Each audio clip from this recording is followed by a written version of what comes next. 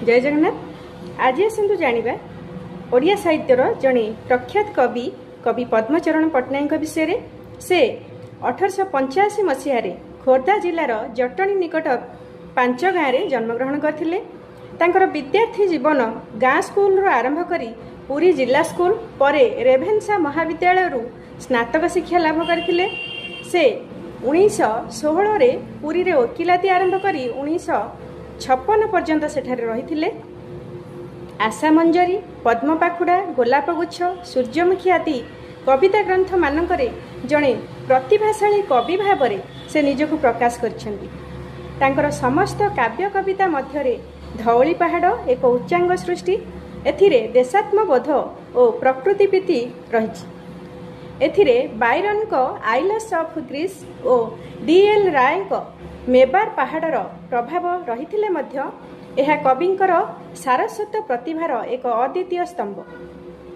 आशा मंजरी कविता संकलनर गोटे कविता हेउछि धौली पहाड़। आसंतु यार किछि अंश सुनिबे। धौली पहाड़ काहींकी मौनी रहिछ आजी, दया बाली रे केते खोजुथिबो अतीत गौरव गौरव राजी।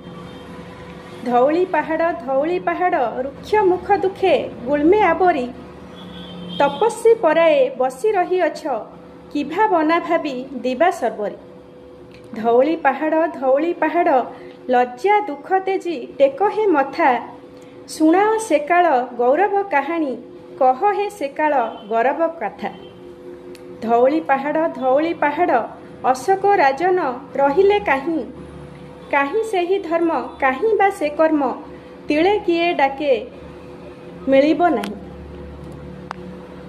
धौली पहाड़ शोभे तब सिरे गौरव टीका, गुरु परी निजे नृपति तनये शिखाइछ धर्म देइछ दीक्षा। कल्पना रे प्रते हुए काली परी, आसिले उत्तरु सहस्र वीर, रण मदे सर्व स्वापद समान, जानती किपरि काटिबे शिर। जही बाट काटी आसिले बहिला रक्त स्रोत आगे संकेत परी, जही गले तही खोजिले किपरि असी मुने बेगे नासिबे अरी। पी रक्त तृषान मेंटिला महानदी नीरे पशिले आसी, परसिला क्षणी महानदी जल करु बकर बाल पड़िला खसी। धन्यवाद।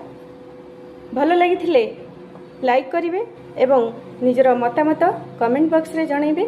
आज पे रहिली, नमस्कार।